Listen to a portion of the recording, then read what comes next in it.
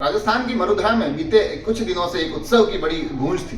लगातार लोक कलाकारों को वहाँ की जो पहचान है, जो वहाँ की मूल संस्कृतियों से जुड़े हुए गीतकार हैं, उन लोगों के लिए श्री विधायक रविंद्र सिंह भाटी के द्वारा रोहिणी फेस्टिवल का आयोजन किया जा रहा था। मगर अब जो खबर निकल कर आ रही है उसके बाद से वहाँ पर अलग अलग प्रतिक्रियाओं का दौर जारी है। खबर यह है कि जिला प्रशासन के माध्यम से ये घोषणा की गई है कि सुरक्षा कारणों को देखते हुए इस पूरे के पूरे कार्यक्रम की अनुमति को निरस्त किया जाता है। मगर इसमें देखने वाली बात यह है कि जिस कार्यक्रम की अनुमति पूर्व में दे दी गई थी, अब ये कहा जा रहा है कि सुरक्षा कारणों से, क्योंकि 12 जनवरी को एक कार्यक्रम होना था जिसको लेकर लगातार प्रचार की पूरी तैयारियां चल रही थी। अलग अलग कलाकारों में बड़े हुजूम देखने को मिल रहा था। कोशिश ये की जा रही थी कि जैसलमेर, बाड़मेर और बालोतरा की जो संस्कृति है, उस सांस्कृतिक धरोहर को गीतों के माध्यम से उस पूरे कार्यक्रम में निखारा जाए। बॉर्डर के पास सटे उस गांव जो कि कहा जाता है कि सम से भी ज़्यादा खूबसूरत है, उसको कहीं ना कहीं अपनी पहचान दिलाने के लिए, अपने उन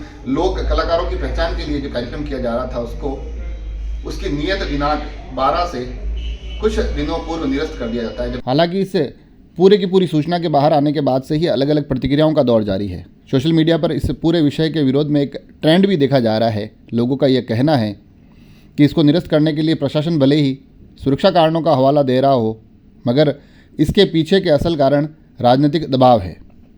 यहाँ तक कि सोशल मीडिया पर कुछ वीडियो भी वायरल किए जा रहे हैं जिसमें कुछ लोग एक पार्टी करते दिखाई दे रहे हैं। बताया यह जा रहा है कि ये वीडियो भी उसी रोहिणी क्षेत्र का है जहाँ पर यह पूरा कार्यक्रम होना था। वीडियो पहले का बताया जा रहा है और साथ ही कहा जा रहा है कि तब सुरक्षा को लेकर कोई चिंता नहीं थी। ये अचानक सुरक्षा कारणों के कारण पूरे इतने बड़े आयोजन को निरस्त करना पड़ा।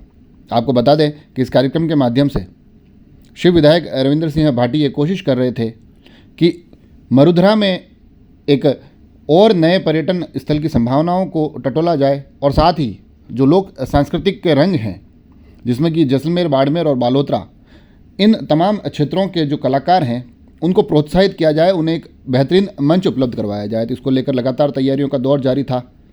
कार्यक्रम का पूरा खाका तैयार किया गया था, परंतु अचानक अब प्रशासन के इस घोषणा के बाद, जिसके माध्यम से ये कहा गया है कि अब ये कार्यक्रम निरस्त होगा, तो चारों तरफ फिर इसको लेकर अलग अलग सुर्खियों का दौर जारी है। स्वयं रविंद्र सिंह भाटी इस पूरे प्रकरण पर ये कहते दिखाई दे रहे हैं कि अगर मुझसे कोई नाराज़गी है, मुझसे कोई द्वेष है, तो फिर उसकी सज़ा मुझे दीजिए। जनता के साथ इस प्रकार का खिलवाड़ नहीं किया जाना चाहिए। तो अब लगता है कि इस पूरे कार्यक्रम में राजनीतिक उठापटक का दौर भी जारी हो गया है। राजनीतिक आरोप प्रत्यारोप का दौर भी सामने देखा जाएगा। परंतु यहाँ से जो एक सबसे महत्वपूर्ण विषय निकल कर आता है कि आखिर इस कार्यक्रम को अपने नियत समय से 2 दिन पूर्व ही क्यों निरस्त किया गया। साथ ही प्रश्न यह भी कि पूर्व में इसकी अनुमति क्यों दी गई थी।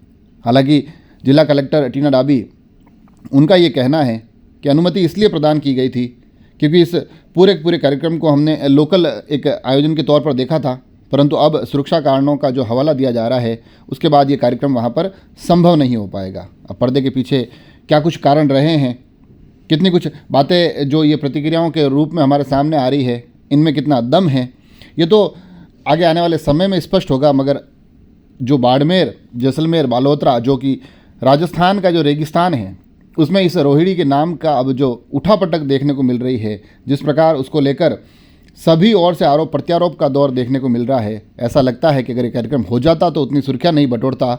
अब इसके निरस्त होने के बाद जो चर्चाओं और सुर्खियों का दौर जारी दिखाई दे रहा है, वो बहुत दूर तक ज़्यादा दिख रहा है। हम भी कोशिश करेंगे इससे जुड़े तमाम पहलू आप तक लेकर आए। जुड़े रहे राजसमंद एक्सप्रेस से।